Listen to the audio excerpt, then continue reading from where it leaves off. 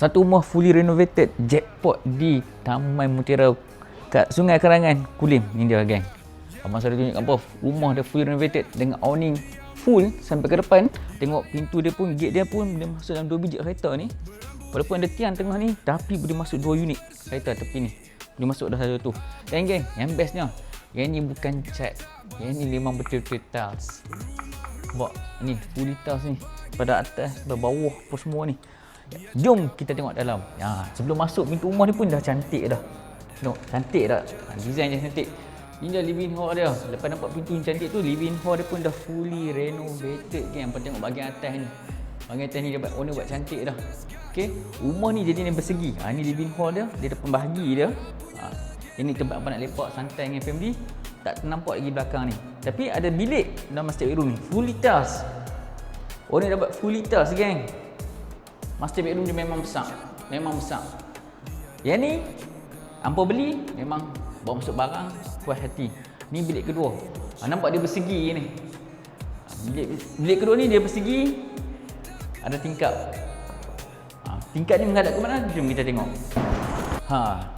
Ni pintu gerbang ni dah cat dah semua. Yang ni bahagian dining area. Privacy.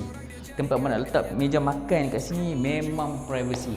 Dia tak ternampak, dia terlindung daripada ruang tamu tadi. Gas kita tak nampak lah apa yang kita buat kat sini.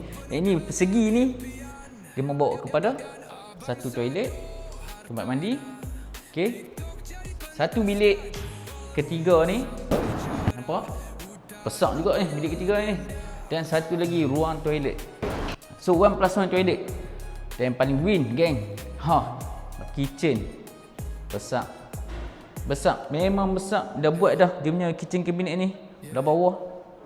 Dan ini bukannya wallpaper. Yang ni memang tiles kan. Ni bahagian ni nak letak untuk mesin basuh. Memang puas.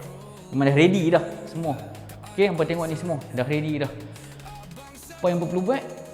Hampa contact Abang Sado. Sebab apa? Rumah ni owner dia 290,000 saja. Di Kulim. Memang puas hati. Keluasan rumah ni 1,400 square feet kan. 3 bilik, 1+1 toilet. Rumah fully renovated macam ni takkan buat tak mau? Kan? Hampa cuma bawa masuk barang saja. Beli, bawa masuk barang, settle. Rumah untuk air raya. Siapa nak dapatkan rumah untuk air raya? Kontak Abang Saudara Tanah. Memang raya betul kalau beli rumah ni. Sebab apa? Dah ready, fully renovated untuk hampa. Cepat, halo Abang Saudara Tanah. Kita deal rumah ni sampai jadi.